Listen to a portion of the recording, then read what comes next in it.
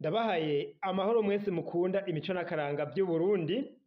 Izina ry'iwanje ni Feliciano Bankunguka, muramenyereye mu kiganiro Nyibutsa Akaranga gica ku ma YouTube kuri Nyibutsa Akaranga TV.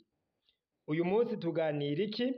Tuganira n'ibijanye n'abavurati. Mwumve aho abavurati rurangiranwa bari mu gice c'igihugu tugira tuganire.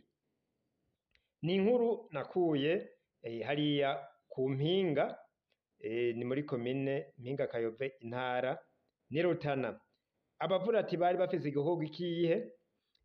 Abarundi baremera yuko aho hambere hahise baremera yuko imvura hariho abashobora gutuma igwa canke bakayibuza kugwa.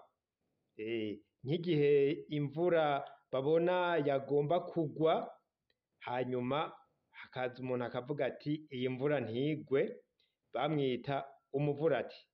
Canke ikaba yataze,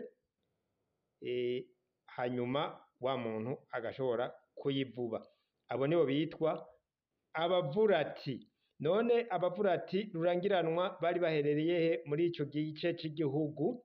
Reka ndabaha akanya mwiyumvirize ikiganiro twagiraniye nabo bakurambere, mwumve amazina y'abari rurangiranwa n'aho bari baherereye. Ikaze ni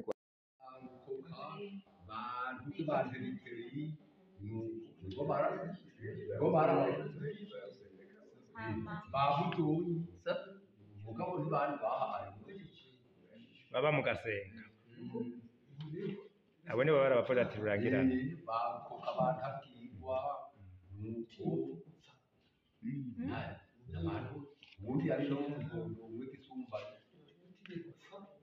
Kwari gutinya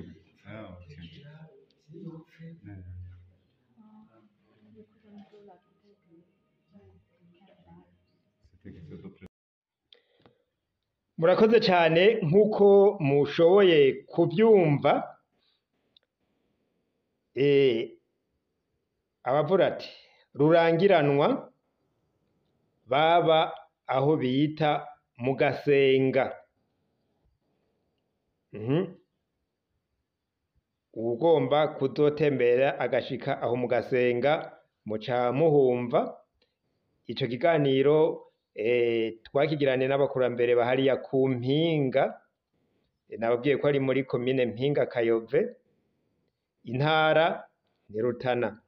Abavurati bashoboye kutubwira bari rurangiranwa, mwumvise nk'uwitwa Rukoka, Butoyi, mwumvise n'uwo bita Ntabwigwa. Abo rero nibo bari rurangiranwa, bakaba baba aho bita mu Gasenga. Sindi nawe aho uherereye abavurati rurangiranwa woba waruzi, yego batubwira kugira ngo tubandanye tumenya ababaye rurangiranwa mu byo abarundi bemera.